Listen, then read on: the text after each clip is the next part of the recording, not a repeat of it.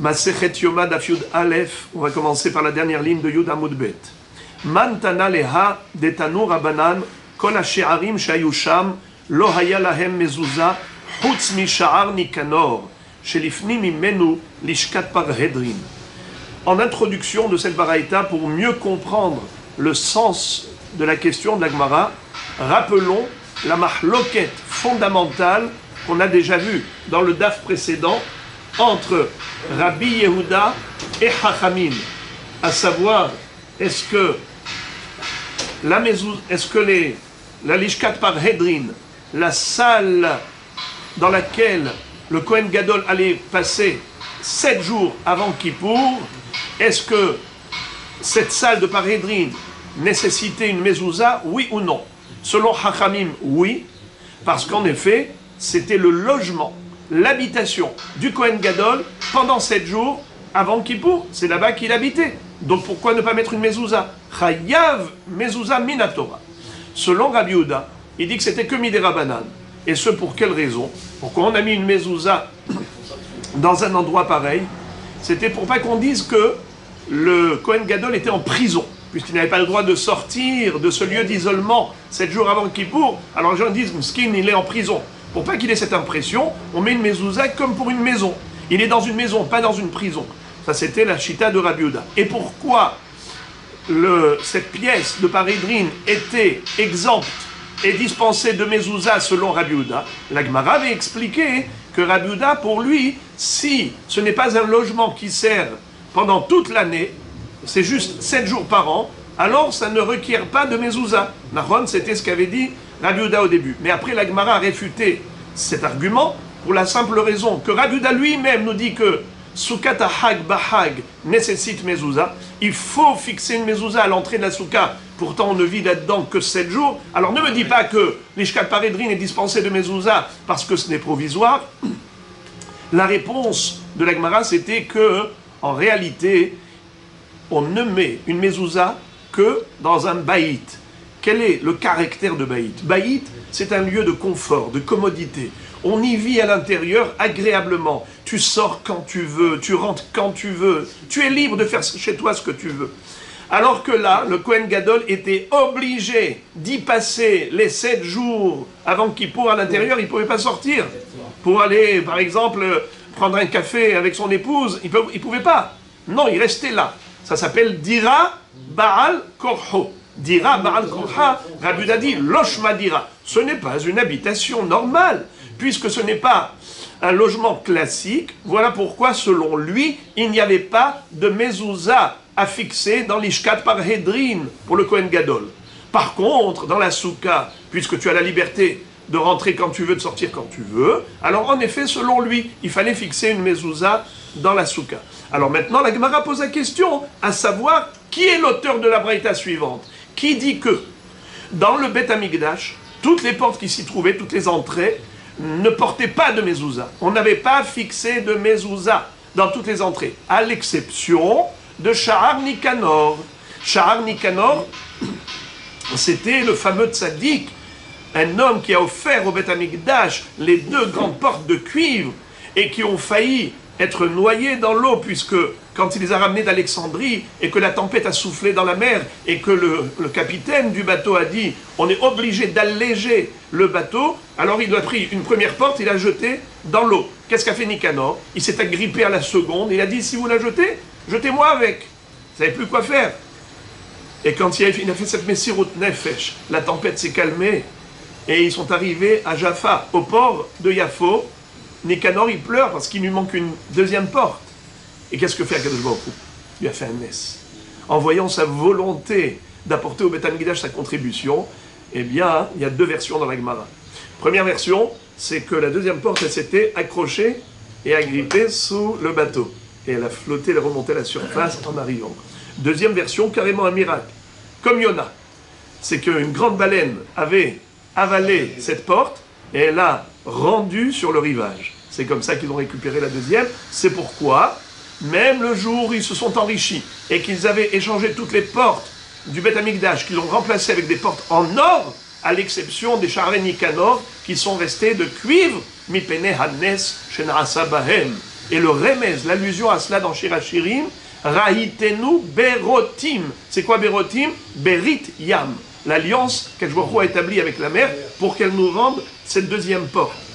Eh bien, on nous dit que la seule entrée où on avait la mezouza, c'était Sha'arei Nikanor, car c'était le passage pour accéder au Lishkat Paredrin. Et dans Lishkat Paredrin, il y avait l'habitation du Kohen Gadol qui allait être hébergé pendant 7 jours là-bas. Puisque dans Lishkat Paredrin, tu mets une mezouza, puisque c'est Bet Dira les Kohen Gadol, et ce qui te permet d'y accéder, c'est Sha'arei Nikanor. Alors, on avait fixé aussi une mezouza sur l'entrée de Sha'ar Nikanor, à l'entrée du Sha'ar Nikanor. Alors la Gemara pose la question, elle dit, qui est l'auteur de cette baraïta? Ça ne peut pas être Rabbi Yehuda. Pourquoi? Parce que Rabbi Yehuda lui dit que même dans l'Ishkat Paredrin où le Kohen Gadol habitait, on ne met pas une mezouza minatora. On a fixé la mezouza là-bas que pour pas que les gens aient l'impression que le Kohen Gadol est dans une prison. Qu'ils sachent bien qu'il est dans une maison et pas dans une prison. Alors on a mis une mezouza là-bas, mais pas minadin, c'est juste pour donner une bonne impression. Alors, ça s'appelle gezera. Gezera de Chachamim, de fixer une mezouza là-bas pour la bonne impression. Alors la Gemara dit, hi gufa gezera, ve'ananikum ve'nigzor gezera l'igzera. Déjà la mezouza dans l'Ishkat Paredrin, c'est que midera banan par gezera. Alors maintenant tu veux mettre une deuxième mezouza dans Sha'arei Nikanor. Donc c'est déjà gezera l'igzera, et on ne fait pas de gezera l'igzera. C'était la supposition de la Gemara par rapport à cette braïta qui nous dit quoi? Kol ha-she'arim she'ayu sham, toutes les entrées qu'il y avait dans le Beth Amikdash, lo haya lahem mezouza, ne portaient pas de mezouza, hutz mi Sha'ar Nikanor, à l'exception de Sha'ar Nikanor, shelifni mimenu l'Ishkat Paredrin, car à l'intérieur se trouvait l'Ishkat Paredrin, donc tu dois inévitablement traverser le Sha'ar Nikanor pour accéder au l'Ishkat Paredrin. Alors tu mets une mezouza ici et là-bas. Alors la Gemara dit, l'Ima Rabbanan et le Rabbi Yehuda, ça ne peut fonctionner que d'après Rabbanan qui disent que dans l'Ishkat Paredrin, il y avait un hiyuv de fixer une mezouza minatora. Alors, dans le passage, c'est-à-dire Sha'arei Nikanor, tu en mets une deuxième parce que c'est le passage. Par contre, Velo Rabbi Yehuda, de Rabbi Yehuda, higufa gezera ve'ananikum ve'nigzor gezera l'igzera, mais selon Rabbi Yehuda, c'est impossible. Pourquoi c'est impossible? Parce que déjà, le Lishkat Paredrin est dispensé de mezouza minatora. Tu en as mis là-bas que Mishum Gzera des Rabbanan. Tu ne vas pas faire une Gzera, l'Gzera. Voilà comment la Gemara a supposé. Et par présomption, elle dit certainement cette Braïta ne suit que l'opinion de Chachamim et pas de Rabbi Yehuda. Mais la Gemara répond en disant que on n'est pas obligé de présumer que cette Braïta elle ne fonctionne que d'après Chachamim. Elle peut tout à fait convenir également à Rabbi Yehuda. Et comment ça se fait? Pourtant, Rabbi Yehuda a dit que c'était que Mishum Gezera. Alors quoi? On va faire Gezera l'Igzera. La Gemara répond, Kula Hada Gezera Hi. Qu'est-ce que ça veut dire? Kula Hada Gezera Hi. C'est une seule Gezera. Ce ne sont pas deux Gezerot. Ce n'est pas Gezera superposée à une autre. C'est au moment où Chachamim avait fait cette Gezera, ils ont fait la Gezera sur les deux portes à la fois. Sur la porte d'entrée de l'Ishkat Paredrin et sur l'entrée de Sha'ar Nikanor. Pourquoi? Parce qu'ils se sont dit, tout le monde le sait, que lorsqu'on rentre dans une maison, quand on a une entrée qui permet le passage et l'accès aux autres portes, eh bien on met une mezouza ici. Si tu as envie de donner l'impression que le Kohen Gadol est dans une maison et pas dans une prison, alors tu dois faire les choses conformément à la halacha de mezouza. Et si c'était un chayav minatora de mettre une mezouza dans l'Ishkat Paredrin, eh bien tu aurais mis aussi une mezouza dans Sha'arei Nikanor. Alors bien que ce soit midera banan, eh bien ça doit se faire dans le même topo. Tu mets une mezouza dans l'Ishkat Paredrin et une mezouza dans Sha'arei Nikanor, même pour Rabbi Yehuda. Donc on n'est pas obligé d'attribuer cette baraïta exclusivement à Chachamim, ça peut très bien être aussi une baraïta enseignée par Rabbi Yehuda, parce que c'est une seule et même gezera. Quand Chachamim ont dit de fixer une mezouza dans l'Ishkat Paredrin, ils ont dit également de lui fixer la mezouza dans Sha'arei Nikanor. Vous êtes obligé de passer par là. Exact. Tanu Rabbanan. Nouvelle baraïta, à propos de la mezouza. Bish'arecha. La Torah nous dit, Urtavtam al mezuzot betecha ou bish'arecha. Tu vas écrire la mezouza et la fixer aux portes de ta maison et dans tes entrées. Que veut dire bish'arecha? Ehad sha'are batim, ve'ehad sha'are hatzerot, ve'ehad sha'are medinot, ve'ehad sha'are ayarot, yesh bahem chovat mitzvah lamakom, mishum shene'emar, urtavtam al mezuzot betecha ou bish'arecha. C'est-à-dire,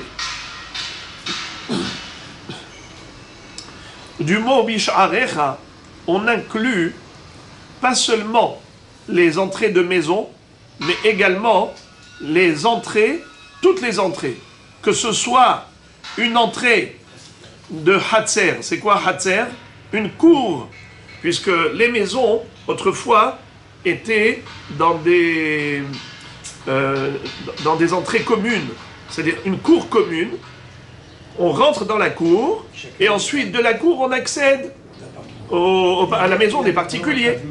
Donc on sort de la maison, on arrive à la cour, et on sort de la cour par l'entrée principale. Nachon, ça s'appelle Sha'are Hatzer. Et après, du Hatzer, je sors vers la rue. De la rue, si je veux quitter la ville, je passe par le portail de la ville. Il y a les murailles, et je sors de la ville. Eh bien, même à l'entrée de la ville, il fallait fixer une mezouza. C'est ça ce qu'on est en train de dire. Ehad sha'are batim, ehad sha'are hatzerot, ehad sha'are ayarot, ehad sha'are medinot. Ça veut dire que ce soit l'entrée d'une maison, ou l'entrée d'une cour, ou l'entrée d'une ville, ou l'entrée d'un pays, dans tous ces endroits, ça s'appelle she'arim, et la Torah t'a dit ou bish'arecha, donc il est tout à fait normal que tu fixes une mezouza dans ce sha'ar. Yesh bahem chovat mitzvah lamakom. C'est une expression assez rarissime de dire comme ça. Chovat mitzvah. Une obligation de mitzvah. Lamakom pour Dieu. Ce n'est pas une expression classique. Dans le chasse, on ne retrouve pas ça souvent. Yesh bahem chovat mitzvah lamakom. En tout cas, ça au Maroc, Makom d'habitude, c'est Hachem. chaque Mela, il y avait une grande porte. Et la nuit, il l'a fermée. Minuit, 1h du matin, il l'a fermée. Alors donc là-bas, il fallait mettre une... bravo. Exactement. Mishum shene'emar, urtavtam al mezuzot betecha ou bish'arecha. En effet. Alors maintenant, Amarle Abaye les Rav Safra. Selon cet enseignement, Abaye s'étonne et il exprime son étonnement à Rav Safra. Hane aboulé de mahoza. Maïtama lo avdou lehu rabanan mezouza. Il était une ville qui se nommait Mahoza. Là-bas, la majorité des habitants étaient des juifs. Et on vient d'apprendre maintenant qu'il faut fixer une mezouza même à l'entrée d'une ville. À l'entrée de la ville, il faut mettre une mezouza. Alors comment se fait-il que dans les aboulés des Mahoza, dans les entrées de la ville de Mahoza, Hachamim n'ont pas fixé une mezouza? Amarle hanhu hizouk les akra des couvées ou des avidés. Qu'est-ce que ça veut dire? Il lui a dit, en réalité, ces entrées-là, c'était des entrées au travers d'une muraille, mais cette muraille-là, elle n'avait pas été construite dans le but de protéger la ville. C'était là juste pour pouvoir construire au-dessus des maisons. Car il considérait que lorsqu'il construisait des murailles sous forme d'arcades, comme vous voyez à Césarée, les arcades, eh bien les maisons qui étaient au-dessus, elles étaient renforcées, fortifiées par la forteresse. Alors il dit, étant donné que ces entrées-là ne sont là que pour... Elles existent, ces entrées, par dépit. Ce n'était pas voulu, car en réalité, on n'avait pas besoin, Bichlal, de construire cette muraille avec des entrées. C'était là que pour soutenir les maisons qui sont au-dessus.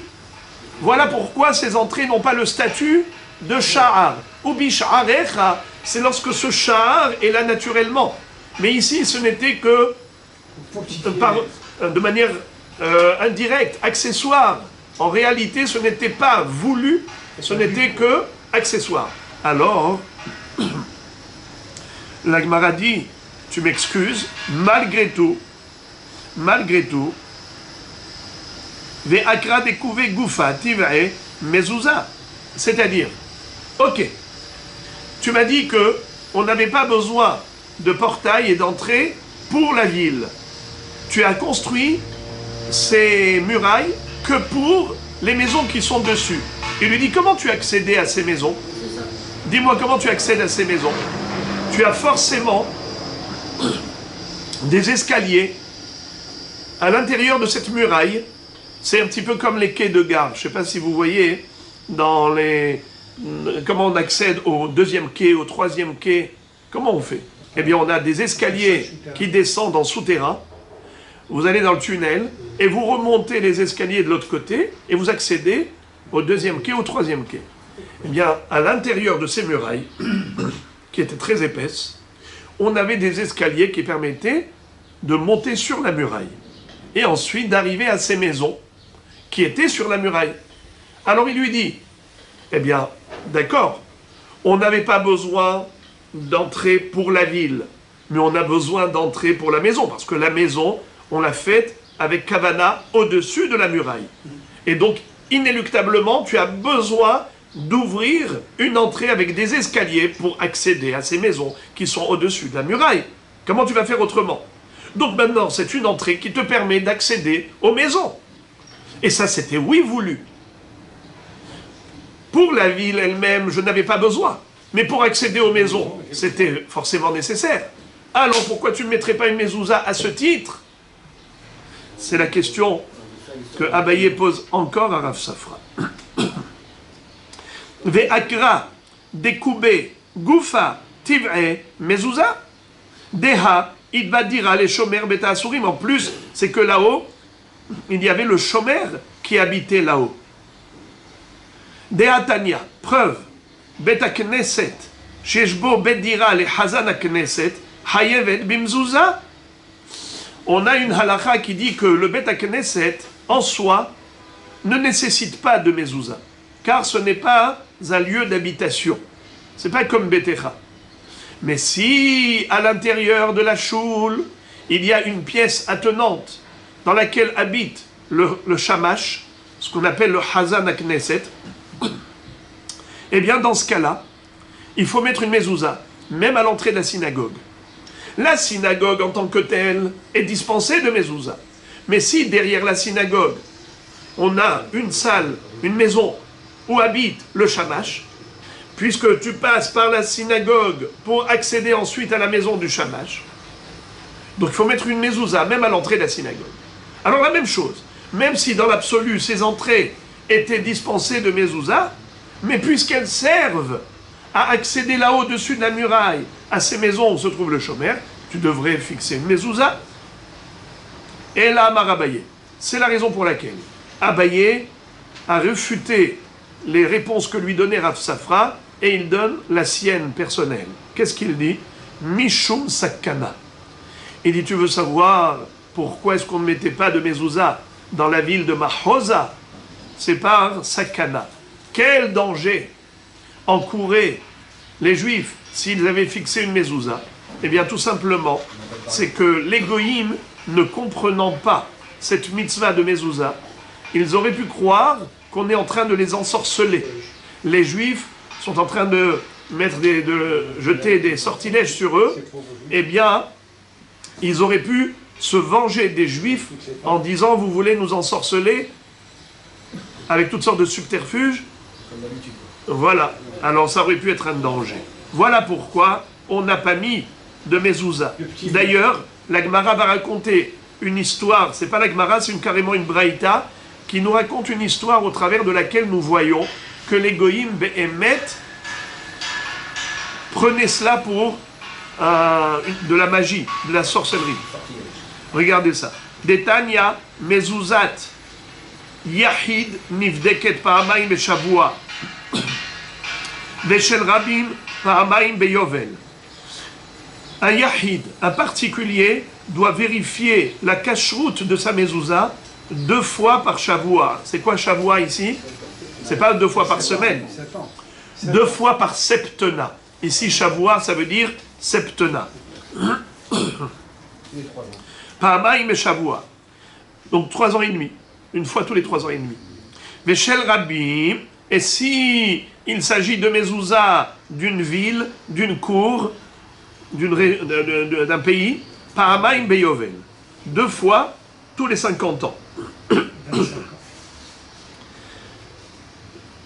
Ve'amar Rabbi Yehuda, Ma'aseh be'artabin ehad, she'aya bodek mezuzot, בשוק העליון של ציפורי, ומצאו כסדור אחד, ונטל ממנו 1000 זוז.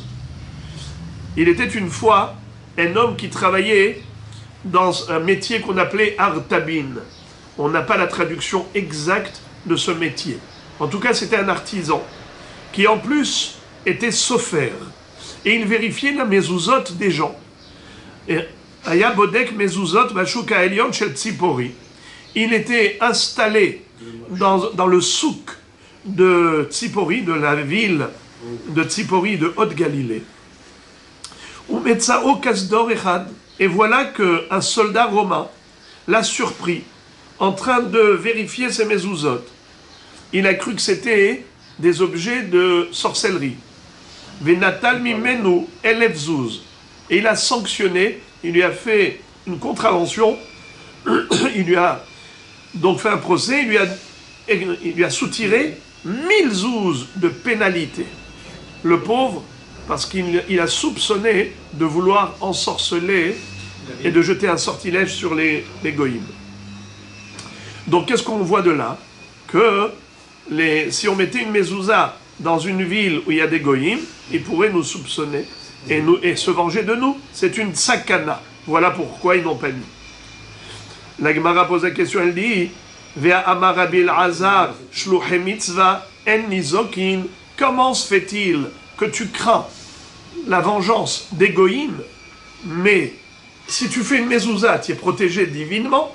Si tu fixes une mezouza, alors Kadosh Baruch Hu te protège. Comme on a une règle, shluchei mitzvah enam nizokin. Celui qui part faire une mitzvah, eh bien il est protégé. Il n'aura pas de nezek, il ne rencontrera aucun dommage. Alors pourquoi nous craignons la vengeance des goïms?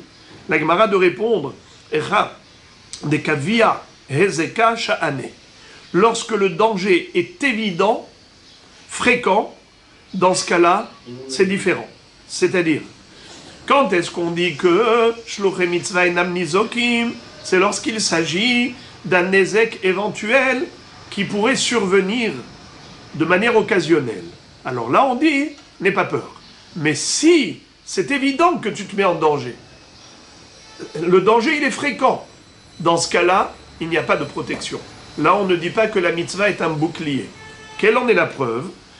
Dirtiv, Vayomer Shemuel, Eler, Veshama Shaul, Vaharagani, Vayomer Hashem, Eglat Bakar Tikar Biadecha, Veamarta, Lisboach Lachem Bati. Lorsque Akadosh Baruch Hu avait demandé à Shmuel, le prophète, d'aller oindre l'un des enfants de Ishaï, ça va être David Amelech. C'était encore du vivant de Shaoul, qui était installé sur le trône royal. C'était encore le roi d'Israël. Qu'est-ce que fait Shmuel? Il va dire à Akadosh Baruch Hu, Eler. Mais comment puis-je y aller? Mais c'est un danger. Veshama Shaoul va Ragani. Shaoul va me tuer. Alors il lui dit, alors tu sais quoi? Tu vas user de la ruse. Tu vas prendre une bête, Eglat Bakar, une jeune génisse, et tu vas y aller avec. Tu vas la sacrifier plus tard, mais tu vas dire, quand tu vas passer par Bethléem, et tu vas oindre l'un des enfants de Ishaï, si jamais Shaoul te demande, mais qu'est-ce que tu as été faire à Bethléem? Tu lui diras, j'ai été pour offrir un sacrifice. Ah, Akadosh Baruch Hu ne lui a pas dit, mais qu'est-ce que tu as peur? C'est moi qui te demande. Tu n'as rien à craindre. Si moi je te demande, de quoi tu as peur? Akadosh Baruch Hu n'a pas répondu cela. Akadosh Baruch Hu lui dit, tu vas ruser avec le sacrifice. De là, Kadosh Baruch Hu nous enseigne justement le fondement. Il nous enseigne ici un principe fondamental. C'est que si le danger est évident, eh bien tu ne dois pas courir de risque, même pour une mitzvah. La mitzvah ne te protège pas forcément. Alors, c'est la réponse de la Gemara. Voilà pourquoi on n'a pas fixé de mezouza aux portes de la ville de Machosa, car la majorité des habitants étaient des... parce qu'il y avait une minorité d'habitants qui étaient des goïms, qui auraient pu nous soupçonner de sorcellerie, et voilà pourquoi il ne faut pas mettre une mezouza, parce qu'ils pourraient se venger de nous. Et ça s'appelle un danger évident. Et maintenant, la Gemara va développer la halakha de mezouza.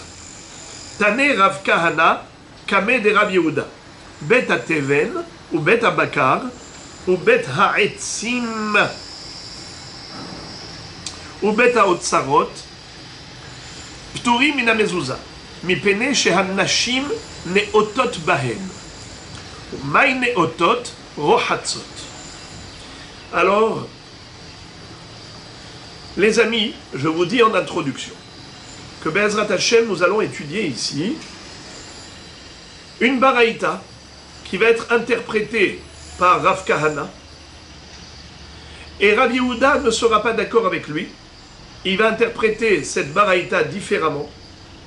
Et chacun va déduire une halakha différente concernant la mezouza.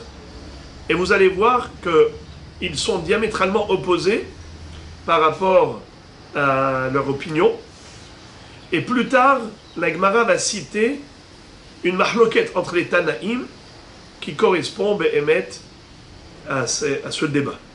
Alors, on va y aller progressivement. Je vous fais cette introduction parce que ça va être long. Donc, il faut attacher la ceinture et on va essayer de se concentrer pendant quelques minutes.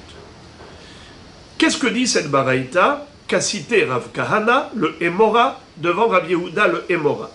Tani Rav Kahana, Kame de Rav Yehuda. Beta Teven, une grange de paille. Ou Beta Bakar, une écurie. Mais Tosfot nous disent, dans le deuxième Tosfot de la page, ils nous disent que ici on parle d'une étable qui n'était pas toujours habitée de ces animaux, des bêtes. De temps à autre, on les a amenés ici.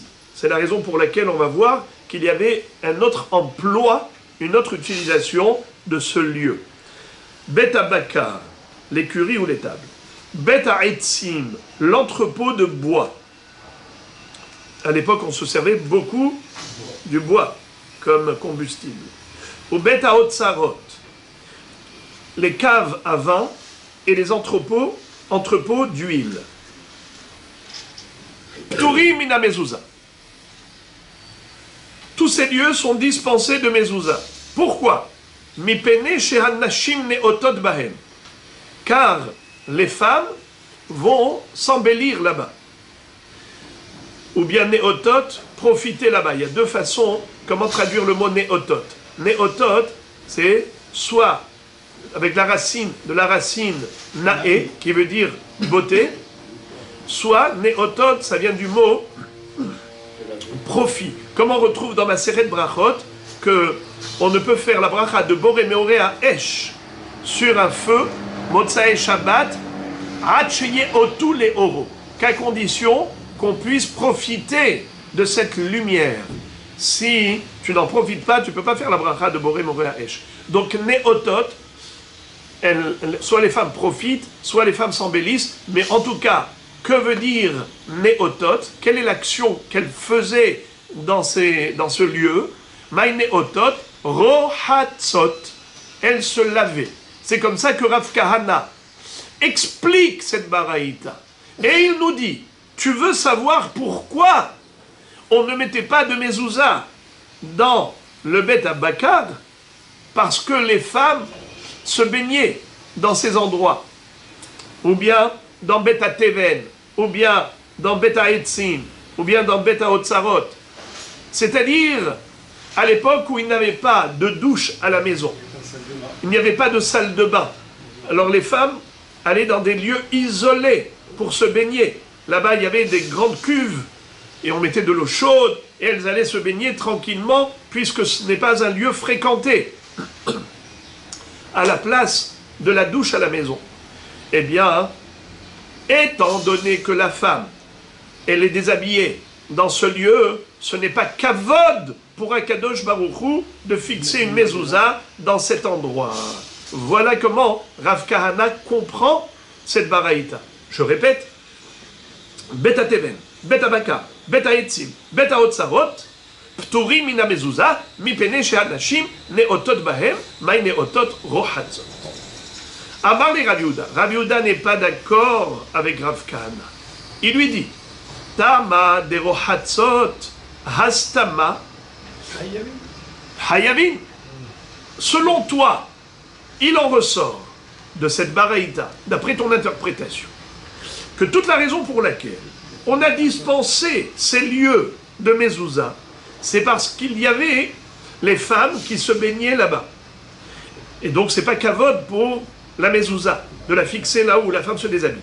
Eh bien, il lui dit, sous-entendu, que s'il n'y avait pas, entre guillemets, cet obstacle, si les femmes n'allaient pas là-bas, eh bien oui, il aurait fallu fixer une mezouza. Dans Beta Teven, Beta Baka, Beta Etzim, Beta Otsarot. Ma pitom. Mais ce n'est pas une habitation. Ce n'est pas un lieu habité. Ce n'est pas un baït. C'est ça ce qu'il lui dit. Hastama, Hayavin, Veatania. Pourtant, il est écrit clairement dans une braïta, Refet Bakar, Petura Mina Mezouza. Non seulement que je ne suis pas d'accord avec toi au niveau de la logique, mais en plus, c'est écrit clairement dans une braïta, Refet Bakar, une écurie, une étable, Petura Mina Mezouza, est dispensée de Mezouza. Et là-bas, il n'est pas écrit que les femmes allaient se baigner. C'est pourquoi, lui, Rav Yehuda, comment il comprend la braïta précédente, et la maïne otot mitkashtot. Tu veux savoir que veut dire le mot néotot? C'est mitkashtot. Elles s'embellissaient. C'est pas qu'elles se baignaient. Elles allaient s'embellir, elles allaient se maquiller, se coiffer, mais elles n'étaient pas déshabillées. Puisqu'elles n'étaient pas déshabillées. Donc il n'y a aucun manque de respect pour la mezouza. Alors pourquoi est-ce que on ne mettait pas de mezouza dans ces lieux? C'est parce que ce n'est pas un lieu d'habitation. On entrepose juste le bois, les tonneaux de vin, la paille, ainsi de suite. On n'habite pas là-bas. C'est pour cela qu'on n'est pas tour. Alors quel rapport avec l'histoire des femmes qui s'embellissent? Alors regardez comment il explique. V'achi katane. Voici ce que veut dire la baraïta. Afalpi she'anashim mitkashtot bahem peturim. Bien que les femmes vont se maquiller là-bas, malgré tout, ces entrées, les entrées d'entrepôt, sont patours, sont dispensées de mezouza. C'est-à-dire que nous aurions pu croire qu'étant donné que les femmes vont se maquiller là-bas, alors ça s'appelle une habitation. Car après tout, il y a ici une utilisation domestique. Ça veut dire que la femme, elle va se maquiller, donc on peut considérer que c'est un endroit qui est habité. Alors pourquoi tu ne vas pas fixer une mezouza à l'entrée? Alors il te dit, malgré tout, étant donné que c'est principalement conçu pour entreposer des objets là-bas, et pas pour le maquillage, c'est-à-dire le maquillage c'est juste accessoire, c'est une utilisation en plus, c'est pas une habitation, c'est juste aller se maquiller. Tu ne peux pas dire que c'est un baït. Tu ne peux pas considérer cet endroit comme étant un vrai baït. Alors maintenant, selon Rav Yehuda, cette braïta prend une autre tournure, juste inverse de l'interprétation de Rav Kahana. D'après Rav Yehuda, c'est au contraire. Pourquoi on n'est pas tour? Parce que ce n'est pas une habitation. Alors pourquoi on a parlé des femmes? C'était justement ce qui aurait pu être la cause et la raison de fixer une mezouza. Et on te dit, bien que les femmes se maquillent, on ne met pas de mezouza. Pourquoi on ne met pas de mezouza? Parce que ce n'est pas une habitation. Maintenant, comment Rav Kahana comprend? Juste le contraire. Bien que ce ne soit pas un lieu d'habitation, mais malgré tout, tu te sers de ces endroits. Tu vas entreposer du bois, de la paille, des tonneaux de vin, d'huile, des animaux. Est-ce que tu te sers de cela dans ta vie de tous les jours? Bien sûr que oui. Quand tu es chez toi, tu as besoin de bois, bien sûr. Où tu vas chercher? À l'entrepôt. Tu as besoin d'huile, de vin, tu vas chercher à l'entrepôt. Alors, c'est lié à la maison. C'est intégré dans la vie quotidienne. C'est rattaché à la maison. Et de ce fait, oui, c'est chayav de mezouza d'après Rav Kahana. Alors pourquoi on ne mettait pas de mezouza d'après la Braïta? Parce que les femmes se baignaient, comme elles se déshabillaient là-bas. C'est ce qui a fait que ces endroits, du coup, ont été dispensés de mezouza. Parce que ce n'est pas kavod, ça devient une salle de bain. Donc vous voyez comment ils sont diamétralement opposés. Selon Rav Kahana, des entrepôts classiques, ce qu'on appelle stama. C'est quoi stama? Un entrepôt classique. Il est chayav de mezouza. Quand est-ce qu'il est patour? Nashim neotot bahem. C'est-à-dire, d'après Rav Kahana, des femmes rohatzot, qui se lavent, qui se baignent, qui se douchent. Voilà. Quand c'est une salle de bain, voilà pourquoi c'est patour. D'après Rabbi Yehuda, il dit non. Stama, un entrepôt classique, ce n'est pas un lieu d'habitation. Et donc, si ce n'est pas un lieu d'habitation, patour mina mezouza.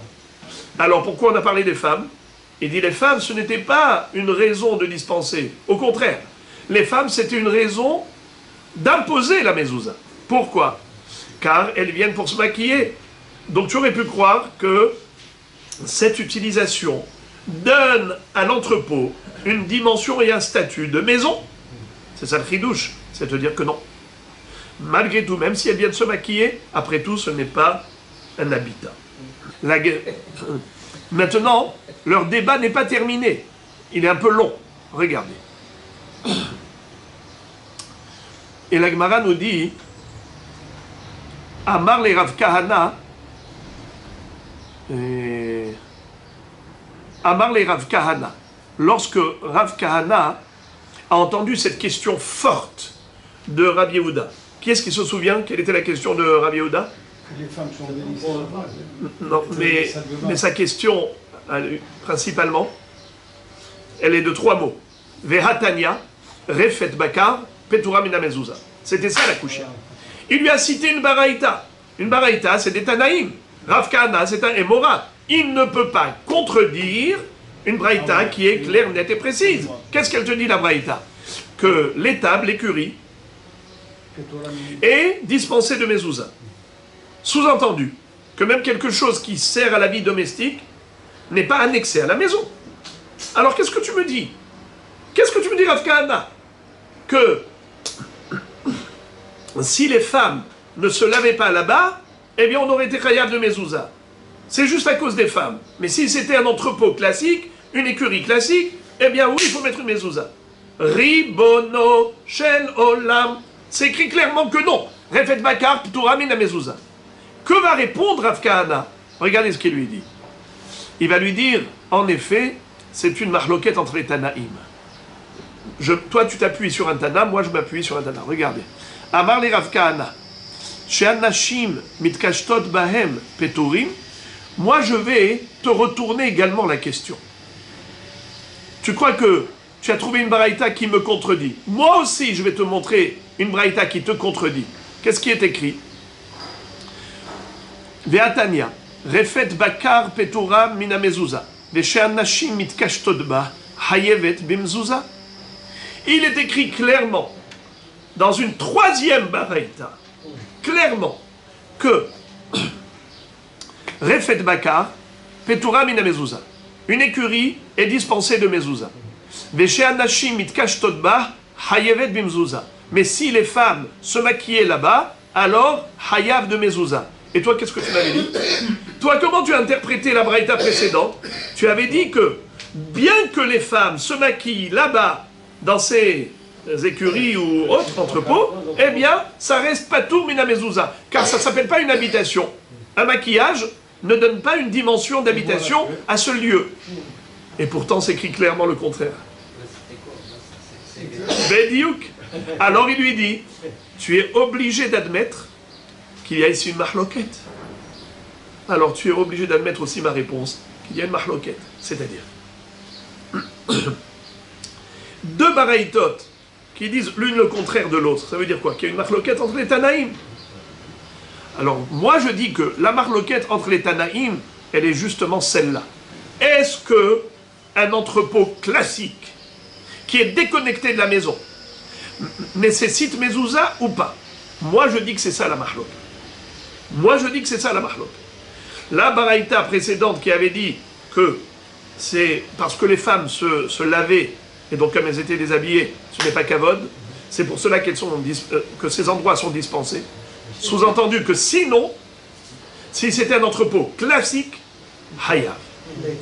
Il faut mettre. Un entrepôt classique nécessite mezouza. Toi, tu m'as cité une braïta qui dit le contraire. Refet bakar patour mina mezouza. C'est vrai? Eh bien, c'est une marloquette tanaïm. Moi, maintenant, comment je te prouve que oui, il y a une marloquette tanaïm? Parce que même pour toi, selon ton interprétation de la première braïta, comment tu l'as interprétée? Tu m'as dit que les femmes, elles ne se lavaient pas. Elles n'étaient pas déshabillées. Elles étaient juste néotot, mitkashtot. Elles se maquillaient. Alors, quel rapport avec le maquillage ici? C'est dans le sens inverse de mon explication. Tu m'as dit, normalement des entrepôts ne nécessitent pas de mezouza. Ça, c'est l'axiome de base. Et après, tu aurais pu te demander, mais qu'en est-il d'un entrepôt où les femmes se maquillent? Est-ce que oui, il faut mettre une mezouza, oui ou non? Et la braïta te dit non. Afalpi, d'après toi, c'est comme ça que tu as expliqué. Afalpi, shemit kashtot baem, ptorot mina mezouza. Puisque ce n'est pas une maison. Et le maquillage n'est pas une habitation. Pourtant, je t'ai montré une braïta qui dit clairement le contraire. Ve'atania, refet bakar, petura mina mezouza, ve'she'anashim mitkashtot ba, hayevet bimzouza. Tu vois?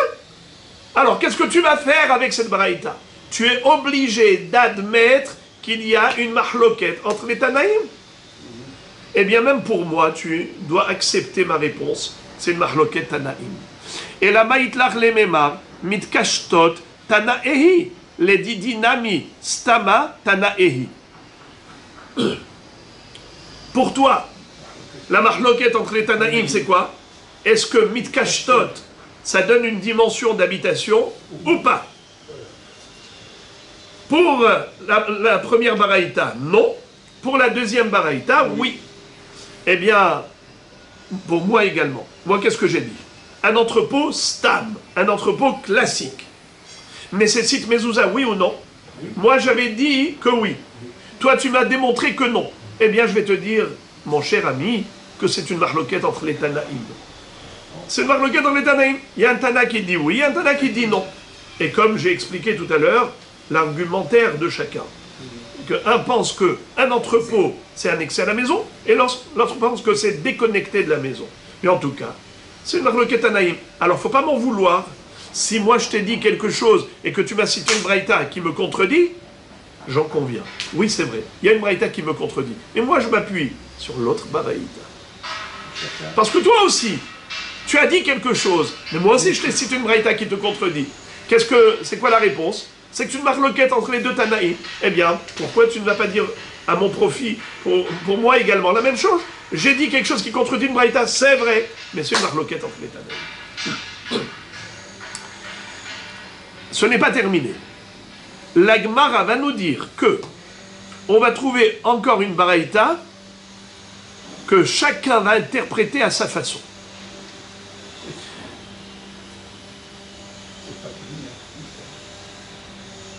Detania, betecha, betra miuchad lecha, prat le bet ateven, ou le bet abaka, ou le bet aitzim, ou le bet aotzarot, shepeturim min hamezouza, veyesh mechayvin. Qu'est-ce que dit cette baraïta? Que du mot betecha, ta maison, Betra miyuchad lecha. On apprend que le din de la mezouza n'a lieu d'être que si c'est une maison qui est ton habitation. Ton habitation. Betra miyuchad lecha. Prat le betateven. À l'exclusion d'une grange de paille, ou le bet à bakar, d'une écurie, ou le bet à etzim, d'un entrepôt de bois, ou le bet à otsarot, d'un entrepôt de cave à vin ou d'huile, chez Peturi, mina mezouza. Donc qu'est-ce que nous voyons? Que cette braïta, qu'est-ce qu'elle considère, les amis? Aidez-moi. Qu'est-ce qu'on apprend de betecha? Urtavtam al mezuzot, betecha, que pour devoir mettre une mezouza, il faut obligatoirement que ce soit une vraie habitation. Betra hameyuhad lecha. Qu'est-ce que ça exclut? Les entrepôts. Prat, à l'exclusion, les beta teven, le beta bakar, beta etzim, beta otsarot, chepeturim, la mezouza. Veyesh, mehaivin. La baraïta elle-même te dit que certains Tanaïm imposent la mezouza, même dans des entrepôts classiques. C'est quoi l'habitation? Qu'est-ce qu'on fait dans l'habitation? Peut-être qu'on va pouvoir réagir. Est-ce que l'habitation c'est dormir ou c'est manger? Donc si on se dit, une fois que tu dors, tu peux dormir dans l'entrepôt aussi, donc c'est comme une habitation. Mais c'est exactement ce que vous dites. C'est là la base du débat. Mais j'ai expliqué que la marloquette entre eux, c'est de savoir est-ce que l'utilisation de ces entrepôts, à savoir se servir tous les jours de l'huile, du bois, du vin, de la paille, et ainsi de suite, est-ce que ça rallie l'annexe à la maison? Est-ce que ça va faire que ce ne sont que des annexes? Et donc, évidemment que je ne dors pas là-bas, dans l'entrepôt, mais puisque pour vivre chez moi où je dors, j'ai besoin de me servir de ces annexes, donc ça fait partie intégrante du cadre de l'habitation. C'est comme si c'était une habitation. Même sans dormir là-bas. Je ne dors pas dans la grange d'huile, dans la grange de paille, dans l'entrepôt de bois. Je ne dors pas là-bas. Ça, c'est évident. Mais malgré tout, ça s'appelle Betera, parce que ça fait partie de la vie courante. Puisque ça fait partie de la vie courante, donc c'est annexé à ma maison. Donc ça s'appelle Betera. C'est l'argument de ceux qui sont Mechaïvim. Mais ceux qui disent non, pas tout, parce qu'ils disent après tout, physiquement, géographiquement, c'est déconnecté. Et là-bas, tu ne dors pas. Là-bas, tu ne vis pas. Juste de temps à autre, tu vas chercher ce dont tu as besoin. C'est un entrepôt, ce n'est pas une maison. Donc, chaque opinion est défendable. C'est discutable. Yesh, mechaïvim, yesh potrim. Par contre, là où il n'y a pas de mahloket, ils sont tous d'accord. Be'emet amrou, quand on dit be'emet amrou, ça veut dire que c'est sûr et certain que d'après tout le monde, bet akissé, les toilettes, bet abourseki, la tannerie. La tannerie, c'est un endroit qui sentait très mauvais parce qu'ils avaient des bassins où ils faisaient tremper les peaux de bêtes, mais ils y mettaient des crottes de chiens, et donc ces excréments-là donnaient une odeur nauséabonde. Donc, on ne met pas de mezouza ni à la porte des toilettes, ni à l'entrée de la tannerie, au bet à merhatz, également la salle de bain, au bet à tevila, le lieu du mikvé, chez un nashim neotot bahem, ptori mina mezouza, et là où les femmes s'embellissent, et comme on va voir après encore, comment chacun va traduire neotot, les femmes neotot. Ptori mina mezouza, puisque ce n'est pas kavod de mettre la mezouza dans ces endroits, donc c'est dispensé. Rav Kahana metaretz letarmé, et Rav Yehuda metaretz letarmé. Ces deux hachamim, Rav Kahana et Rav Yehuda, comment chacun interprète cette baraïta. Regardez la beauté. Rav Kahana metaretz letarmé. Rav Kahana est fidèle à sa propre opinion et il va interpréter la baraïta qu'on vient de lire ainsi.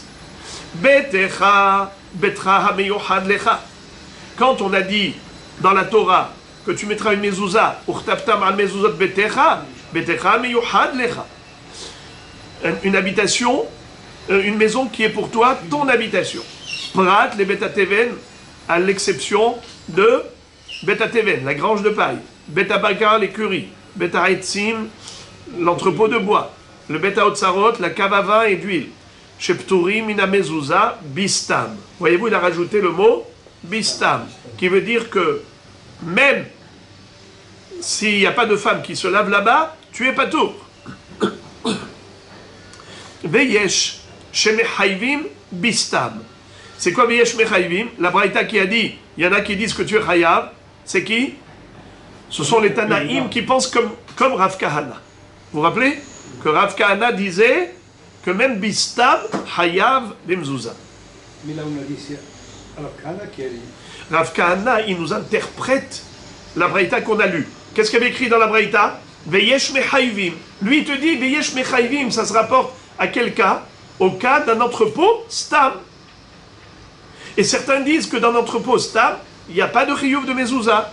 Et pour les raisons que j'ai expliquées précédemment. Est-ce que c'est annexé à la maison ou pas? Et comment il interprète la suite de la Braïta? Be'emet amrou, tout le monde est d'accord que Bet Akissé, toilette, Bet Abourseki, la tannerie, Bet Amerhatz, la salle de bain, Bet Atevila, le mikvé, Beshan Nashim Neotot Bahem, et là où les femmes s'embellissent, Umaï Neotot, Rohatzot. Voyez-vous comment lui traduit le mot embellir? Elles vont se laver, elles vont profiter. Donc automatiquement, comme elles sont déshabillées, ce n'est pas kavod, Ptorim mina mezouza. Donc même le Bet Ateven ou Bet Abakar, ou d'après certains, c'était Hayab de mezouza, mais si les femmes se lavent là-bas, pas tout. Très bien. La Gemara ouvre une parenthèse et elle dit Iachi hainu merhatz. Comment, Rav Kahana, tu peux traduire neotot par rohatzot, comme quoi elle se lavait là-bas, elle se douchait? Mais c'est impossible. Pourquoi? Parce que dans la même Braïta, il est déjà écrit Bet Amerhatz. Bet Amerhatz qui est une salle de bain. Alors, ne me dis pas une salle de bain, Nashim Rohatzot. C'est une redondance. Alors il répond, ce n'est pas une kushia. Ashmo'inan merhatz de rabim, ve ashmo'inan merhatz de yahid. En fait, il y a deux sortes de salles de bain. Salle de bain publique, où tous les habitants de la ville venaient se laver, et salle de bain yahid. Salle kadata chamina, tu aurais pu croire. Quand est-ce qu'on ne met pas de mezouza? Seulement merhatz de nafish, merhatz de rabim, de nafish zoameh. C'est seulement dans une salle de bain publique. Les bains publics, le hammam, où tout le monde venait pour se laver là-bas, nafish zoameh. La saleté, elle est concentrée. Il y a beaucoup de saleté. Tu as des centaines de personnes qui viennent se laver dans cet établissement de bain public, un Bet Amerhatz des Rabim, évidemment que la saleté, elle est concentrée. À ce titre-là, je dirais que la salle de bain est dispensée. Par contre, Merhatz des Yahid, une salle de bain privée, où les femmes se lavent, j'aurais pu croire que dans ce cas-là, il n'y a pas de saleté. C'est pas une forte concentration de crasse. Puisque de temps à autre, la femme vient se laver ici, ne me dis pas que c'est un lieu sale. Alors tu aurais pu croire que dans ce cas-là, on devrait mettre la mezouza. De l'onafish zuhameh. Ima le chayev bimzouza. J'aurais pu dire que oui, c'est chayev de mezouza, puisqu'il n'y a pas beaucoup de zuhama, il n'y a pas beaucoup de saleté. Kamash malad.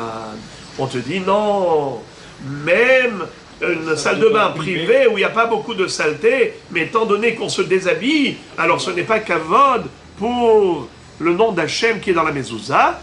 Voilà comment Rav Kahana a interprété joliment toute cette baraïta.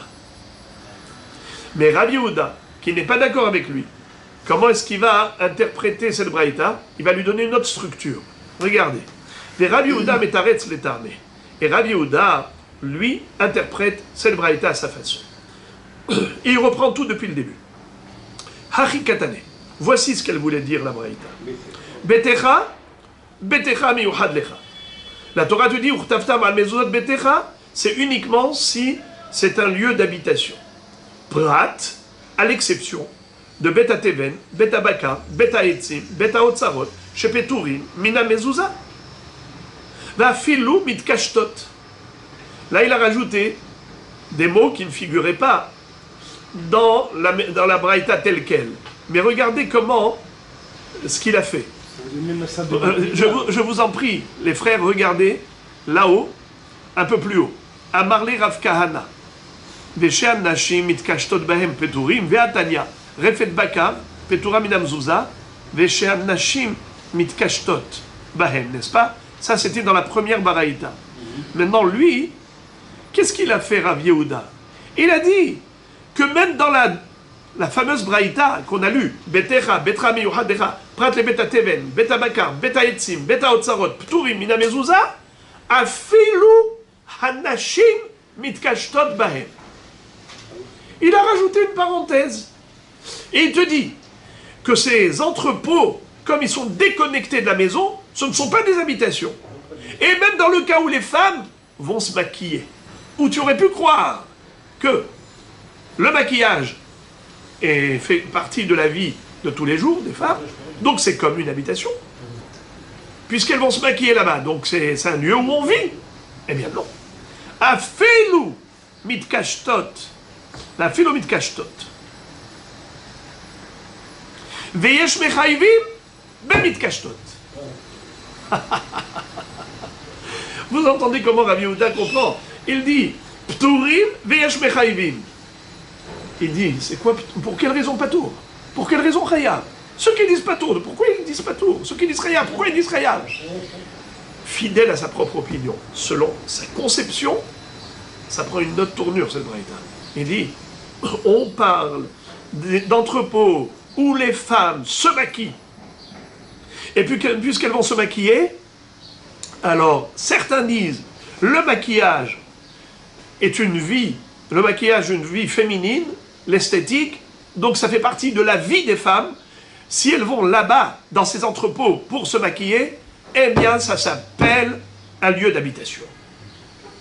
D'autres disent non, quand même, ne me dis pas une chose pareille, ne me dis pas juste le maquillage, déjà ça s'appelle habiter là-bas, ce sont des entrepôts, et même aller se maquiller de temps à autre, ça ne veut pas dire qu'on vit là-bas, on ne vit pas là-bas.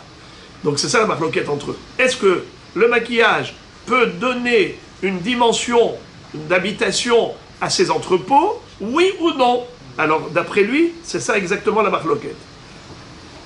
Pturim afilu mitkashtot, veyesh mechayvim bemitkashtot. Aval stam, divrei kol patour. Selon lui, contrairement à l'opinion de Rav Kahana, il dit stam, patour d'après tout le monde. C'est quoi stam? Un entrepôt classique, où les femmes ne se maquillent pas. Dans ce cas, d'après Rabbi Yehuda, tout le monde est d'accord que c'est pas tout. Hein? Aval stam, divrei kol patour. Behemet amrou. C'est quoi Behemet amrou? Quand on dit Behemet amrou, c'est dire que ça fait l'unanimité des chachamim. Tout le monde est d'accord. Que quoi? Bet akise, bet abourseki, bet amerhatz, bet atelila, toilette, tannerie, établissement de bain public, bet atevila, le mikveh, afalpi she'anashim mitkashtot bahem pturim min hamezouza mishum denafish zoameh. Même si les femmes se maquillent là-bas, eh bien, d'après tout le monde, on ne sera pas tour. Pourquoi? Parce que ce sont des endroits sales. Puisque c'est sale, nafish zouhamé, la saleté elle est concentrée, alors on ne peut pas mettre une mezouza, ce n'est pas kavod pour la mezouza. Il dit un endroit sale. Bien sûr. C'est que le problème, c'est juste un problème de saleté, c'est pas un problème de roi. Aïe, aïe, aïe, aïe, aïe, aïe, aïe, aïe. Et maintenant la Gemara demande, comment Rabbi Yehuda peut dire que selon toutes les opinions, un entrepôt classique est dispensé de mezouza parce qu'il est déconnecté de l'habitation, on ne vit pas là-bas. Pourtant, ou le Rabbi Yehuda, stama, divrei akol patour, selon Rabbi Yehuda, tout le monde est d'accord que stama, c'est-à-dire un entrepôt classique, eh bien, il est dispensé de mezouza d'après tout le monde, mais à Tania, pourtant il y a une braïta qui dit clairement, Bish'arecha, Urtaftam al-mezot betecha, ou Bish'arecha. Qu'est-ce qu'on apprend du mot Bish'arecha?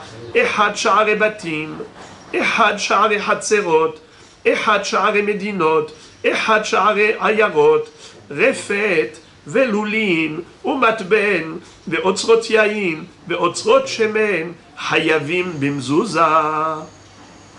Traduisons. Et had sha'arei batim, que ce soit l'entrée d'une maison. Ve'had sha'arei chatzerot, que ce soit l'entrée d'une cour. Ve'had sha'arei medinot, que ce soit l'entrée d'un pays. Ve'had sha'arei ayarot, que ce soit l'entrée d'une ville. Ve'refet, ou une écurie. Ve'lulin, un poulailler. Ou matben, une grange de paille. Ve'otzrot yain, des caves à vin. Ve'otzrot shemen, des entrepôts d'huile. Hayavim bimzouza. Et là, c'est une baraïta qui est claire, nette et précise. Alors comment Rabbi Yehuda a pu dire qu'il n'y a pas d'équivoque? Tout le monde est d'accord qu'un entrepôt classique est dispensé de mezouza. Je te montre qu'il y a une baraïta qui dit clairement le contraire. Hayavim bimzouza. Et la Gemara va dire tiuvta. La Gemara va dire que c'est une réfutation de Rabbi Yehuda. En effet, nous voyons une baraïta qui dit clairement Hayavim bimzouza. Alors que lui il dit qu'il n'y a même pas de marloquette. Tout le monde est d'accord que c'est pas tout, alors que c'est écrit Chayav. Mais puisqu'on a cité cette baraïta, c'est vrai que pour ce qui nous concerne, on aurait pu s'arrêter là, mais la Gemara, comme d'habitude, quand elle cite une baraïta, elle relate la totalité de la baraïta. Alors on va la lire entièrement, même la partie qui ne nous concerne pas directement. Ils ont mis Medinot avant Yeraot. Ayarot, des villes. Ils auraient dû mettre d'abord Yeraot. Vous avez raison. Mais ça arrive.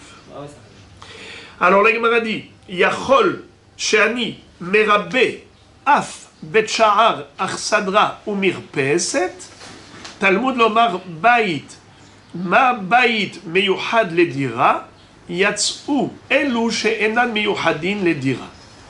La baraïta continue et pose la question. Puisqu'on a dit que tous ces endroits, tous ces entrepôts sont chayavim de mezouza. Question, est-ce qu'on peut également rajouter le bet sha'ar? Qu'est-ce que c'est que bet sha'ar? Là où habite plutôt un préau qui se trouve devant l'entrée du Hatzer, le sas. Regardez le premier rachis de la page, s'il vous plaît. Bet sha'ar, baït katan, une petite maisonnée, chez Osim lifne sha'ar Hatzer, que l'on construit devant l'entrée de la cour. Ve'akol osimoto kampandaria. Et tout le monde en fait un passage régulier. Kampandaria, c'est un passage. Alors, nous avons un préau, un bet sha'ar, un sas, devant l'entrée de la cour. Eh bien, inutile de mettre une mezouza à l'entrée de ce bet sha'ar.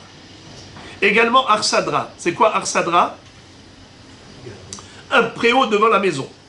La différence entre Bet Sha'ar et Arsadra, c'est que le Bet Sha'ar, c'est devant la cour, c'est-à-dire l'entrée publique.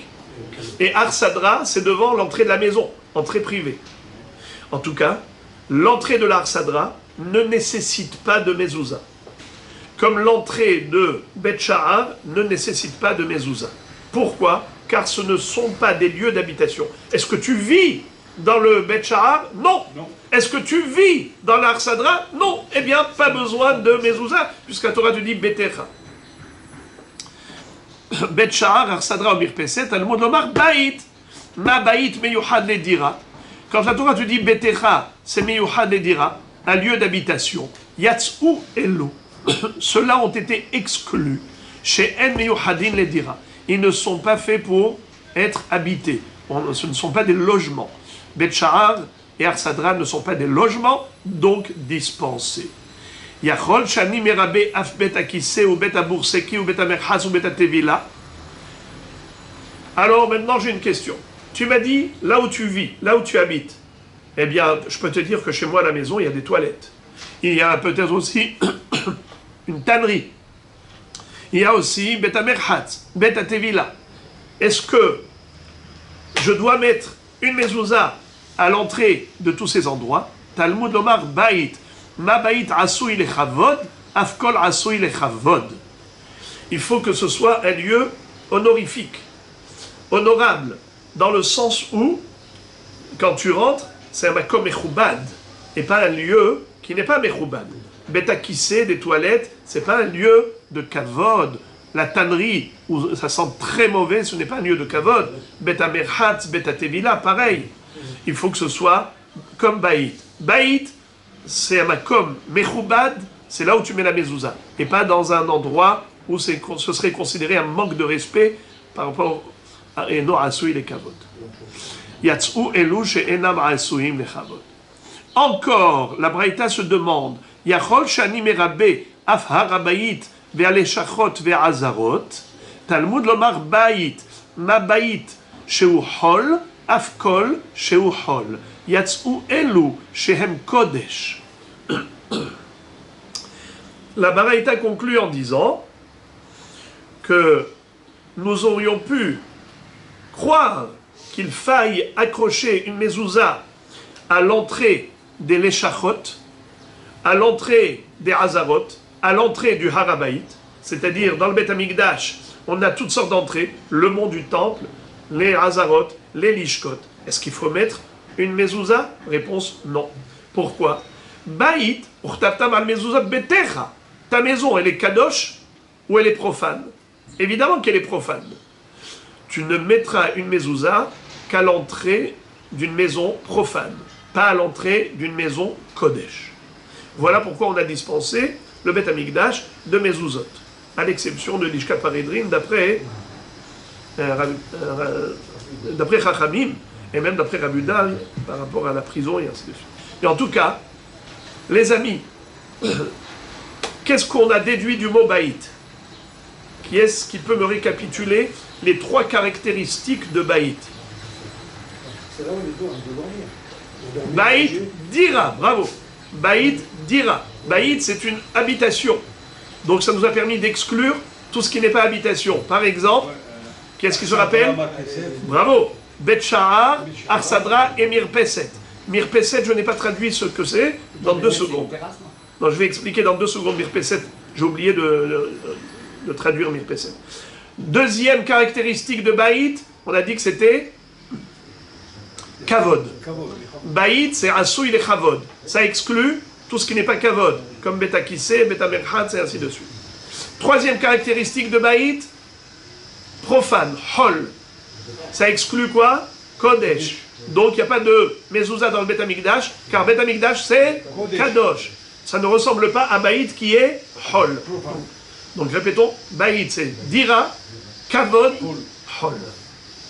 Si ça ne répond pas à ces 3 critères, ça ne ressemble pas à Betecha. Si ça ne ressemble pas à Betecha, il n'y a pas de mezouza à mettre. Parce que la Torah te dit, Urtaftam al mezuzot, Betecha. Mirpeset, c'est quoi Mirpeset? Mirpeset, aujourd'hui, on n'a pas vraiment ce système, mais autrefois, les gens habitaient dans des cours où on avait d'abord le rez-de-chaussée, donc on pénétrait dans les maisons qui étaient au rez-de-chaussée facilement, mais comment est-ce qu'on accédait aux étages? Il y avait des escaliers, soit à colimaçon, soit des escaliers tout court, qui permettaient de monter et d'accéder ensuite à la plateforme qui était comme un balcon, une mirpeset. Cette mirpeset-là, on marchait dessus et on accédait aux maisons. Ça veut dire que la mirpeset, elle se trouvait devant l'entrée des maisons. Mais comme la maison, c'est un immeuble avec des étages, comment tu vas faire pour accéder à l'étage? Nous, aujourd'hui, on a des cages d'escalier à l'intérieur de l'immeuble. Mais eux, ils avaient ça à l'extérieur de l'immeuble, c'est-à-dire dans la cour. Et donc, ils montaient les escaliers et ils accédaient aux étages par une mirpeset. La mirpeset, c'est comme un balcon duquel tu accèdes à la maison. Eh bien, pas tour de mezouza, car tu ne vis pas dans la mirpeset. Même s'il y avait une forme d'entrée entre les escaliers et la mirpeset, il n'y a aucune mezouza à fixer dans cette entrée. Alors voilà les amis, on a terminé cette baraïta qui a fait qui nous a permis d'analyser tout le débat entre ces 2 grands Amoraïm, Rav Kahana et Rav Yehuda. Mais maintenant qu'on a terminé, alors maintenant on va passer encore à d'autres sujets, toujours relatifs à la mezouza. Tane Rav Shmuel Bar Yehuda Kamed Rava. Rav Shmuel Bar Yehuda a cité une baraïta devant Rava. Qu'est-ce qu'elle dit? Shisha She'arim Peturim Mina Mezouza. Il y a 6 entrées qui sont dispensées de mezouza. Aleph, 1, Beta Teven, 2, Beta Bakar, 3, Beta Etzim, 4, Beta Otsarot, 5, Sha'ar Amadi, 6, Sha'ar She'eno Mekure, 7, Sha'ar She'eno Gavoa Asara. Quelle est votre question, les amis? Je répète. Je répète. Rav Shmuel Bar Yehuda a cité une braïta devant Rava. Elle dit quoi, la braïta? Shisha she'arim peturim minamezouza. Il y a 6 entrées qui sont dispensées d'amezouza. Beta teven, beta bakar, beta etzim, beta otsarot, sha'ar amadi, sha'ar she'eno mekure. Les sha'ar she'eno gavoa asarat fachim. Quelle question faut-il poser? Hein? C'est que la braïta commence par dire il y a 6 entrées qui sont dispensées de mezouza, et quand elle les a énumérées, on compte combien? 7. 7. Il y en a 7. Alors pourquoi tu m'as dit 6? C'est la question. Amar Rabaye, pardon. Amarle, Rabaye pose la question à Rav Shmuel Bar Yehuda. Patarta beshisha, vesalakt beshiva. Tu as commencé avec 6. Tu as terminé avec 7. Amarle, il lui a dit, Sha'ar Amadi Tanae. Je vais te dire pourquoi. La Baraita n'a compté que 6, alors qu'elle a énuméré 7, parce qu'il y en a une de ces 7 entrées qui fait l'objet d'une mahloket. Les 6 entrées autres, ça fait l'unanimité. Mais il y en a une qui dépend d'une mahloket. C'est pour ça qu'on n'a pas dit 7. Parce que si tu avais dit 7, ça veut dire que tout le monde est d'accord. Bien non. Il y en a une de ces 7 entrées où il y a une mahloket entre Rabbi Meir et Chachamim. Voilà pourquoi on a dit 6. Parce qu'il n'y a que 6 entrées qui font l'unanimité, à savoir qui sont Pturim de Mezouza. C'est laquelle cette fois? Hein? On va voir tout de suite. Amarle Sha'ar Amadi. C'est quoi Sha'ar Amadi? Je n'ai pas traduit, mais il faudrait le traduire. Excusez-moi, j'ai lu sans traduire. Beta Teven, aidez-moi, c'est quoi la traduction Beta Teven? Un entrepôt de paille, une grange de paille. Beta Bakar, c'est quoi? Beta Bakar, l'écurie, l'étable. Beta Etzim, Beta Otsarot, les vins et les huiles. La cave à vin et l'entrepôt de tonneaux d'huile. Sha'ar Amadi, ça, bravo. Ça, on ne peut pas savoir. Sha'ar Amadi, et Sha'ar She'eno Mekure. C'est quoi Sha'ar She'eno Mekure? Il n'y a pas de toit. Bravo. Pas de plafond. C'est-à-dire une entrée où il n'y a pas de linteau au-dessus. Ça veut dire que c'est une entrée où il n'y a pas de toit au-dessus. C'est complètement ouvert. Tu as un mur à droite, tu as un mur à gauche, et l'entrée au milieu. Mais, ok, tu as une porte d'entrée, mais il n'y a rien au-dessus. Au-dessus de la porte, il n'y a rien du tout. Vesha'ar She'eno Gavoa Asara. Et une entrée, même si elle est recouverte, mais elle ne mesure pas au minimum 10 tfachim de hauteur. Puisqu'elle est inférieure à 10 tfachim de hauteur, Tefar, c'est la largeur du poids, 10 tfachim. Si elle fait moins de 10 tfachim, ça ne s'appelle pas pétard. Si ça ne s'appelle pas pétard, il n'y a pas de mezouza à fixer là-bas. Ok les frères, juste ce que je n'ai pas traduit, c'est l'essentiel. Sha'ar Amadi, c'est la maison en forme d'arcade. L'entrée en forme d'arcade. C'est comme un porche, c'est une entrée arrondie, en forme arrondie. Ce n'est pas 2 poteaux et un linteau horizontal mamache. On a les 2 poteaux, mais au sommet de l'entrée, comment c'est? Comme une coupole. Donc cette coupole-là, ouais, c'est les entrées orientales, en effet. Donc dans la coupole, ça s'appelle kippa. Kippa.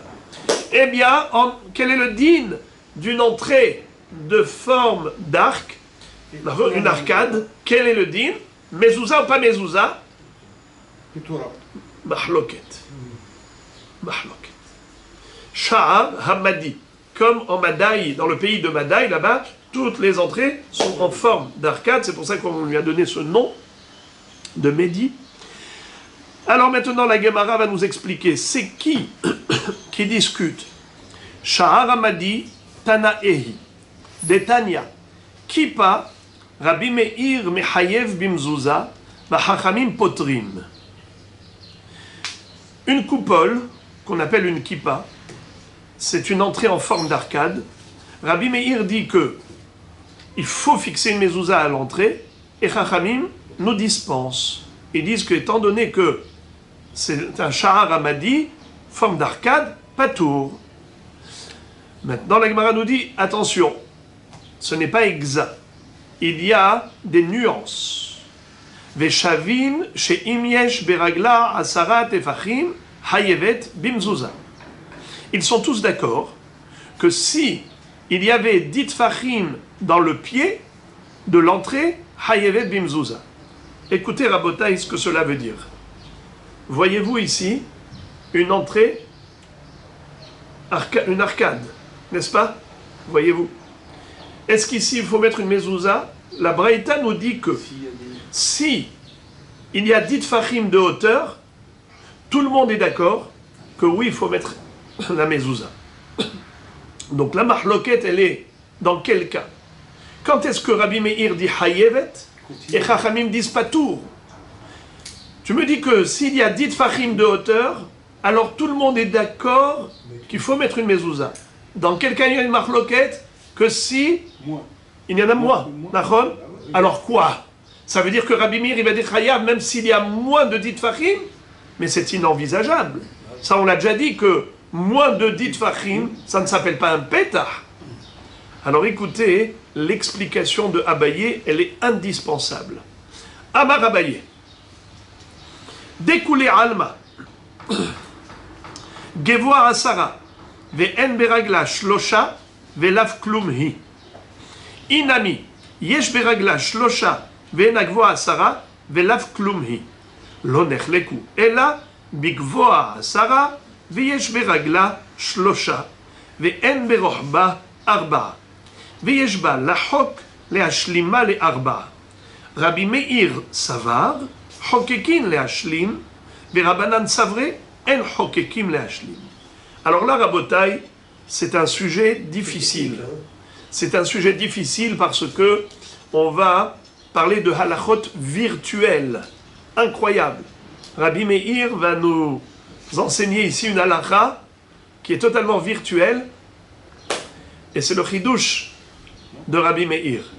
Et on va voir exactement quelle est la mahloket entre lui et Chachamim. Alors reprenons. Voyez-vous la forme de l'entrée? Il y a une exigence, une halakha qui est claire, nette et précise, c'est que de la même façon que la hauteur doit être de 10 tfachim au minimum, la largeur doit être de 4 tfachim au minimum. Alors une entrée classique, c'est 10 tfachim de haut, tefar c'est la largeur du poing, 10 tfachim de haut et 4 tfachim de large. Si on avait cela, c'est-à-dire que tu as une hauteur minimale de 10 tfachim et une largeur minimale de 4 tfachim, il n'y a pas de marloquette, il n'y a pas de discussion. Tout le monde est d'accord qu'il faut mettre une mezouza à cette entrée. C'est pas shoot. 4 fachim, ça fait 40 cm. 40 cm, ça s'appelle déjà un pétard. Maintenant, regardez. Dans quel cas il y a discussion? Je vais commencer par ce qui est facile. Et je vais terminer par ce qui est difficile. Le cas qui est facile, c'est, regardez là. Si je mesure de là à là, j'ai 10 tfachim de haut. Mais quand je mesure, regardez bien ici, de là à là, j'ai 4 tfachim de large. Mais quand je mesure de là à là, je n'ai pas 4 tfachim. Ça veut dire que quand ça s'arrondit, lorsque ça s'arrondit, ça réduit la largeur de 4 tfachim. Donc j'ai 4 tfachim en bas, mais je n'ai pas 4 tfachim en haut. Alors, kasher ou pas kasher, c'est la mahloket. Rabbi Meir dit, il faut mettre une mezouza. C'est un pétah qui est kasher dans le sens où il faut mettre une mezouza. Chachamim disent, non, ça ce n'est pas un pétah. Puisqu'il n'y a pas, sur une hauteur de 10 tfachim, une largeur de 4 tfachim, donc pas tour de mezouza. Alors pourquoi Rabbi Meir dit hayevet bimzouza? C'est très étonnant. Vous savez qu'est-ce qu'il dit? Il dit hokekim leashlim. Virtuellement, c'est comme si on avait pris une tronçonneuse et qu'on avait, comment on appelle ça, égalisé, qu'on avait taillé la pierre, et qu'au lieu d'avoir une arcade, on a une forme rectangulaire, on a un rectangle, au lieu que ce soit arrondi, c'est un rectangle, et ici vous avez 10 tfachim de haut sur 4 tfachim de large. Hachamim disent, quoi? Mais tu n'as pas 4 tfachim, mesure. Il dit, c'est vrai, il n'y a pas 4 tfachim dans la réalité, mais dans le virtuel, il y a 4 tfachim. Pourquoi? Parce que potentiellement, tu peux prendre une tronçonneuse et tu vas couper. Hokekim, les hashlim, tu creuses et tu complètes. Quoi, vraiment, tu vas creuser? Non, comme si. Taillé. Et d'ailleurs, il est d'accord que si, par exemple, on ne pouvait pas potentiellement tailler, par exemple, imaginons qu'on n'avait que cela. Imaginez-vous que ça n'existe pas. Vous n'avez que cet arrondi. Si tu casses, si tu vas prendre ta tronçonneuse, tu vas casser, tout tombe. Si tu casses, il n'y a plus de maison. Il n'y a plus rien, il n'y a plus d'entrée. Il n'y a plus d'entrée. Il n'y a plus d'entrée. Alors dans ce cas-là, même Rabbi Meir est d'accord que si on n'a pas les mensurations requises, c'est-à-dire 10 tfachim de haut sur 4 tfachim de large, symétriques dans toute la hauteur, eh bien il n'y a pas de mezouza à mettre. Quand est-ce que d'après Rabbi Meir, faut-il mettre une mezouza? Que dans la mesure où potentiellement tu peux créer l'espace de 10 sur 4. 10 par 4. C'est pas la peine d'être hokek ou bien il faut être hokek? Comme si. Tu n'as pas besoin d'être hokek vraiment, si potentiellement c'est possible, eh bien virtuellement c'est considéré comme tel. On ne pourra jamais savoir. Rega. Parce qu'en fait, en vérité, on n'a pas besoin de la hauteur pour passer. Mais en fait, si on parle du point de vue esthétique, on va dire qu'à la base, c'était rectangulaire. Maintenant, on a voulu rajouter pour du point de vue esthétique, donc ça marche. J'ai dit, mais voilà, regarde, bien. Après, rectangulaire, c'est juste comme ça pour la forme, mais en vérité, c'est pas ça qui compte. Parce qu'en vérité, même le haut, on peut l'utiliser. Oui, mais s'il n'y avait que, comme j'ai dit ici, si on n'avait que l'arcade, même si on n'avait que l'arcade, ça ne marcherait pas. Non, parce que le haut, ça ne marche pas. Mais en vérité, c'est ça, c'est que quand... Il faut avoir d'abord le cadre, comme vous dites, et après, il y a eu le surplus, le supplément qui n'est que pour l'esthétique. Mais il ne fait pas partie du pétard. Ça veut dire qu'en réalité, on aurait pu s'en passer de cette partie, de ce rajout. C'est ça ce que vous voulez dire. Vous voulez dire que le côté esthétique, comme il n'est pas nécessaire, on peut s'en débarrasser. Donc ça donne de la force à Rabbi Meir, en fait. Maintenant, pour les contre Rabbi Meir, on peut dire, mais à ce moment-là, si tu fais ça pour ça, tu peux... Quelle est la force de cet avis-là? Vous voulez que je vous dise quelque chose? Ce soir, c'est la Iloula de Rabbi Meir Baal HaNes. Rabbi Meir Baal HaNes, il va d'après le potentiel de chaque juif. Et il dit, il faut le juger par rapport à tout ce qu'il a de positif en lui. Même si ça n'a pas été encore concrétisé. Mais regarde combien de Gdusha il y a en potentiel. Juge-les, les Bnei Israël, par rapport à leur potentiel. Même si réellement, malheureusement, concrètement, dans la vie de tous les jours, c'est autre chose. Mais, Hokekim le Hashlim, on va compléter au travers de la Hakika. Hokek ben Raglam. Tov, Azbekitsour. Le potentiel, on ne peut pas le savoir, le potentiel. S'il y a un potentiel où tu peux creuser, ça ne va pas tomber, c'est bon, mais on ne pourra jamais le savoir, ça. Ben voilà. Oh non, mais c'est en creusant que tu vas savoir si ça va s'écrouler ou pas. Non, ça veut dire que vous voulez savoir si la qualité, c'est par exemple en sable ou autre. Non, il est suffisant. C'est en potentiel. Si potentiel, ça veut dire qu'il y a de la place. Quand je dis potentiel, ça veut dire qu'il y a de la place. Il y a de quoi faire. Il y a un volume de pierre qui me permet d'arriver, si j'avais rendu rectangle l'arrondi, eh bien je pourrais obtenir les mensurations nécessaires. C'est ça ce que ça veut dire potentiel. Potentiel, ça veut dire que le volume, la masse de pierre qu'il y a autour permet de couper avec une tronçonneuse et de tailler et de créer ce pétard. Mais comme je vous ai dit, s'il n'y avait que ça, et il n'y avait pas la masse de pierre au-dessus, alors il n'y a même pas de potentiel. Il n'y a rien à faire. Si tu coupes, il n'y a rien. Si tu coupes, il n'y a rien. Ici, il y a quelque chose, il y a des pierres là. Alors elles peuvent servir de cadre de la bâtisse. Mais si tu n'avais rien, tu n'avais que ça comme cadre, Une fois que tu coupes, il n'y a plus rien. Qu'est-ce qui va compléter? Hokekim le hashlim. Mais d'accord, au-dessus, si t'as pas de pierre. L'entrée du jardin, l'entrée de la cour, elle est comme ça. Pas une maison. L'entrée de la cour, elle était comme ça. Ouais. Alors si pour obtenir les dites fachim, tu es obligé de couper, et qu'en coupant tu enlèves rien, eh bien il n'y a plus rien. Alors c'est sûr que là on ne met pas une mezouza. Bon, les frères et les amis, dans quel cas ils sont tous d'accord pour dire, même Rabbi Meir est d'accord pour dire que non, on ne mettra pas de mezouza, même s'il y a une hauteur de dites fachim. La Gemara nous dit que s'il y a moins de 4 fachim de largeur, en dessous de 3 tfahim. Écoutez ça. Entre le sol et 3 tfahim de haut, c'est-à-dire 1, 2, 3, je mesure 30 cm.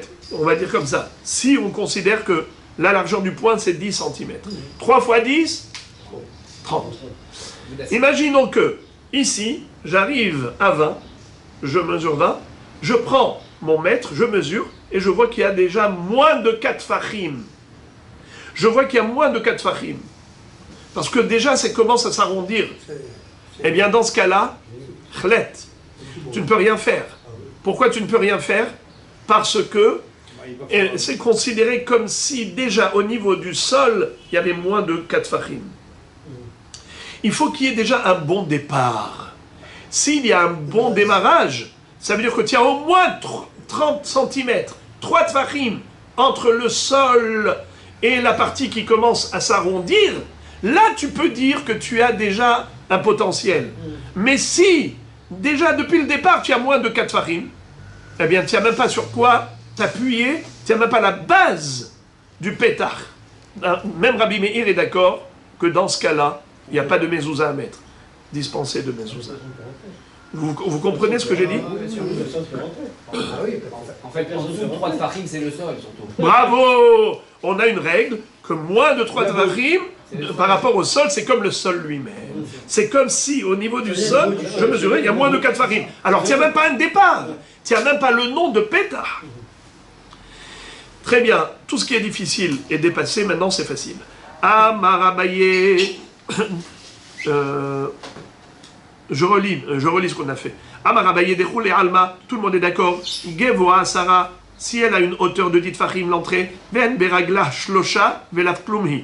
S'il n'y a pas au moins un régel de 3 tfachim, au moins un pied de 3 tfachim, c'est-à-dire qu'au niveau de la base, il faut qu'il y ait 4 tfachim de large sur une hauteur minimale de 3 tfachim, velav klumhi. Ce n'est pas considéré comme une entrée, c'est 0. Inami, ou aussi, yesh beragla shlosha venagvoa sara velav klumhi. Ou bien s'il y avait en effet une largeur de 3 tfachim, une largeur de 4 tfachim sur une hauteur de 3 tfachim, mais il n'y a pas 10 tfachim en tout de hauteur, ça veut dire qu'on n'a pas une hauteur minimale de 10 tfachim jusqu'au sommet. Il y a l'afklumhi, c'est 0. C'est sûr que ça ne s'appelle pas un pétard pour exiger une mezouza. L'odechleku est là, s'il y a une marloquette entre Rabbi Meir et Chachamim, c'est dans le cas suivant. Et là, bigvoa à Sarah, il y a une hauteur de 10 tfachim dans l'entrée, veyesh beragla shlosha, et il y a des pieds à droite et à gauche de 3 tfachim. C'est quoi cette histoire de pieds? Qui a compris c'est quoi les pieds? Il y a des pieds de 3 tfachim. Ça veut dire quoi les pieds de 3 tfachim? Ça veut dire que vous avez 3 tfachim de haut où on a la largeur de 4 tfachim. Sur une hauteur de 3 tfachim, on a une largeur de 4 tfachim. Dans ce cas-là, ça s'appelle des pieds. À droite et à gauche, ça s'appelle les pieds. Les pieds, ils ont une hauteur, ils sont convenables. Dans ce cas-là, il y a une mahloket. Yesh be ragla shlosha ve'en berochba arba'a ve'yesh ba lahok le'ashlima le'arba'a. Et il y a de quoi faire pour lahok. C'est quoi le mot lahok? Hokek. Lahkok. C'est quoi lahkok? Creuser. Il y a suffisamment de pierres à droite et à gauche pour pouvoir tailler. Lahok, c'est tailler. Rabbi Meir Savar, Hokekim le Hashlim. Rabbi Meir dit, eh bien oui, virtuellement on considère que on a taillé. Et comme si on a été Mashlim. Qu'est-ce qui manquait? Il manquait 4 fachim de large en haut. Tu les obtiens virtuellement. Verabanan Savre, En Hokekim le Hashlim. Hachamim disent, ma pitom, depuis quand tu m'appliques des halachot virtuels? C'est quoi ça? C'est quoi ça? Mesure! Tu vois que concrètement, tu n'as pas 4 fachim en haut. Tu as 4 fachim en bas, tu n'as pas 4 fachim en haut. Qu'est-ce que tu me dis? Virtuellement, tu tailles et tu obtiens les mensurations. Mais tu vis dans le virtuel, il faut vivre dans le réel. Mahloket Rabbi Yehuda et Rabbi Meir.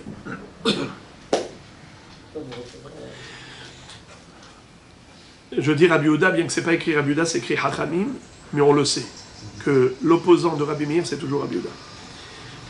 On continue. Tanora Banan, la Braïta nous enseigne, Bet à Knesset, la synagogue, ou Bet à Isha, une maison qui est spécifique à la femme, ou Bet à Shutafim, une maison qui appartient à 2 associés. Hayevet bimzouza, elle est tenue de mezouza. La Gemara demande Pshita, je vois pas quel est le chidouche, tout ça ce sont des dirotes. Maoudetema betecha velo beta, betecha velo batehem, kamashmarlan.